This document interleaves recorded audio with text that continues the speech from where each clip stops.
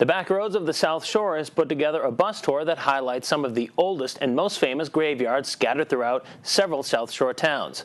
One of the stops was at the Miles Standish Burial Ground in Duxbury, America's oldest maintained cemetery. Historians from the Duxbury Rural and Historical Society and the Alden Kindred of America were on site to conduct the tours, and PCN showed up with a camera to take it all in. We're here in the Miles Standish Burial Ground in Duxbury, Massachusetts.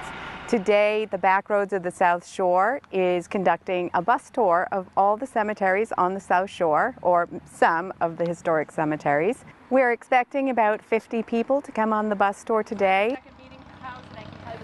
As the archivist here for the Duxbury Rural and Historical Society, I deal so much with the documentary evidence of our forefathers, but it is always meaningful to actually come here to the cemetery and be where they were buried and also where they worshipped.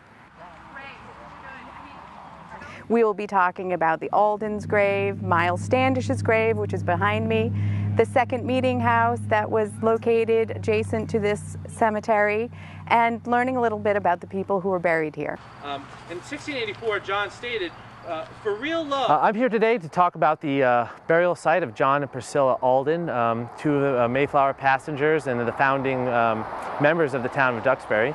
And we'll be taking a look at their grave site as well as the cemetery as a whole. His house in its first incarnation. We'll be taking specifically a look at the grave site of Jonathan Alden, son of Priscilla and John. It is the oldest stone in this burial site, and also has a kind of a well-traveled history from the ceremony at his death until it was replaced in the cemetery.